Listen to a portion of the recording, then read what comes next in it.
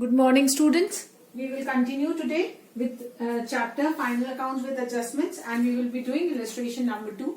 I've already made the format of trading account, profit and loss account and balance sheet. First of all, we will see which adjustments we have, and in the adjustments we are going to put a dot so that we can write those amounts in the inner column.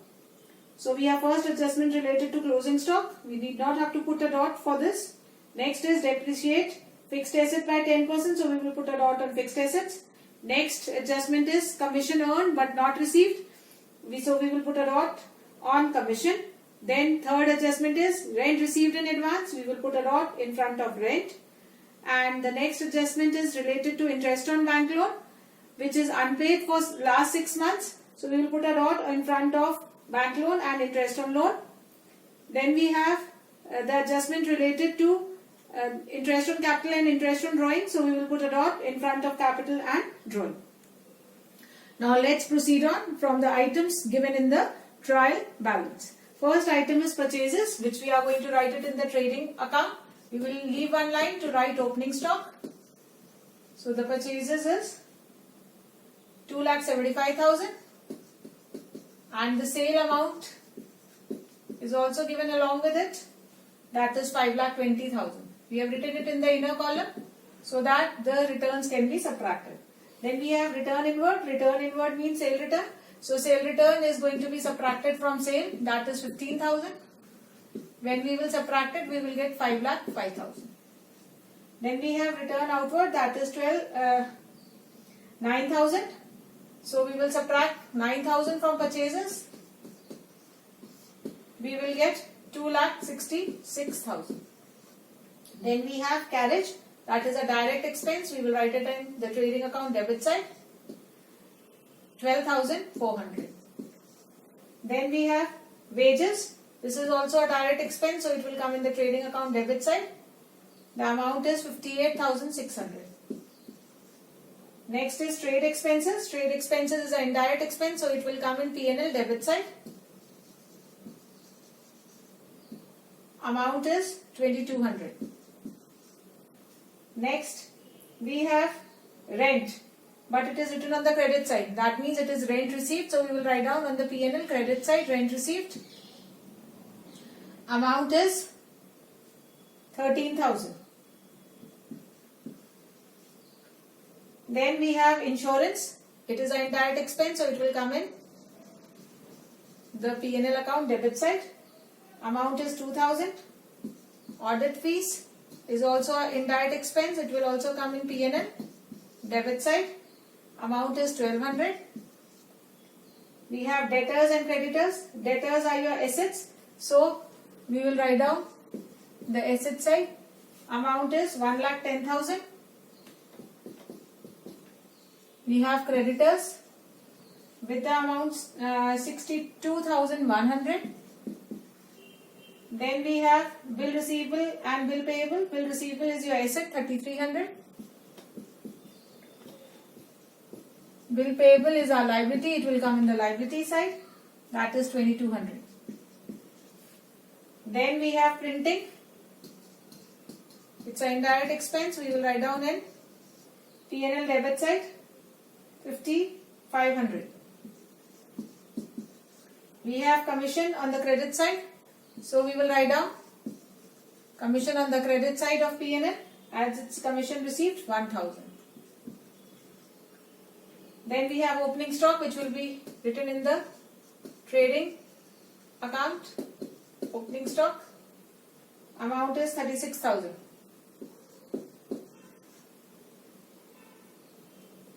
Next, we have cash in hand and cash at bank. Both are going to be written in the asset. Cash in hand and cash at bank. The amounts are 12,800 and 26,800.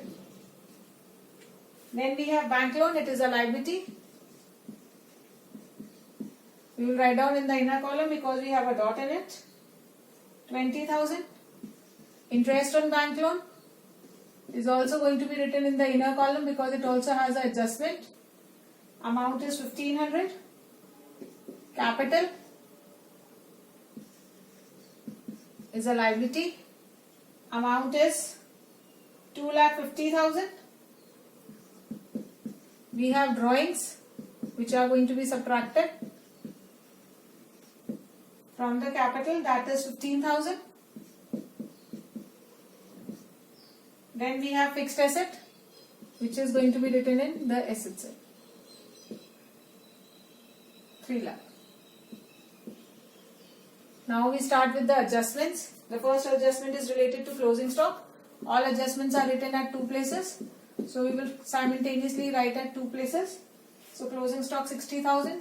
One we will write in the trading credit side and one we will write down in the asset 60,000. Then we have depreciation on fixed asset 10%. So 3 lakh multiplied by 10% is 30,000. We will calculate it and subtract it from fixed asset because depreciation is going to reduce the value of fixed asset as well as it is an indirect expense. So it will come on the P&L account. Depreciation on fixed asset amount is 30,000. The third adjustment, commission earned but not received. You have earned it but you have not received. You will be receiving it later on. So it's a outstanding accrued commission. So it will come in assets. So we will write commission earned not received. Amount is 400. You will be receiving it later on. So it will be added in commission also. Commission earned not received. 1400.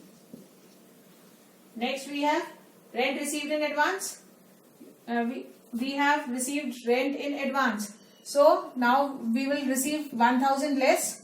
So we will subtract it in the P&L account as well as we are going to write it in the liability side because we have received the rent in the advance. So we will write it rent received in advance in liability side 1000. Then we have interest on bank loan 15% is unpaid for last 6 months. So loan was 20,000. We will calculate the interest 20,000 multiplied by 15% multiplied by 6 by 12. The interest is 1500 and it is unpaid. So we will add it in the interest, outstanding interest for 6 months as well as we have to pay the loan along with the interest. So we will add it. So 21,500. Next is allow 8% interest on capital. So we will calculate 8% of capital. 8% of 2,50,000 is 20,000. So it's an expense because interest on capital is to be paid by the firm. So we will write down in the P&L account interest on capital 20,000 and it will increase your capital. So interest on capital is going to be added in your capital. Last adjustment is related to interest on drawing. Interest on drawing is the income of the company as the company is going to receive the interest. So we will write down on the credit side buy interest on drawing.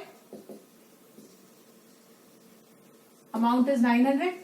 As drawing is subtracted from the capital in the similar manner, interest on drawing is also going to be subtracted 900. Now we are going to find out the balances. We will total up the trading account, credit side as well as the debit side. Whichever side will be bigger, that total will be written on both the sides. So our credit side is bigger. The total is 5,65,000. From this 5,65,000, we will subtract the debit amount. That is debit total, that is 3,73,000. When you will subtract it, you are going to get the gross profit. But here we will not write gross profit, we will write to P&L because it is to be transferred to P&L. The amount is 1,92,000. Now we will transfer this gross profit in the P&L account by trading account as it is being transferred from the trading account 1,92,000. Now we will find out the total of the debit and the credit side. Whichever side will be bigger, that total will be written on both the sides. So credit side total is bigger, that is 2,63,000. So we will write down 2,63,000 on both the side minus the debit total, that is 63,900. We will get the net profit.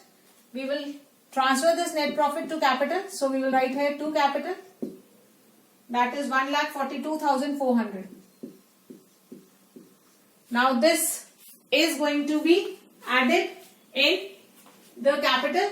So I don't have a space. I'm just going to add it here, plus net profit, that is 1,42,400. This was rent received in advance. Now when we will solve this amounts of capital, we will get 3,96,500. Now we will total it up, and the assets and liabilities should match with one another, and our total is 4,83,300.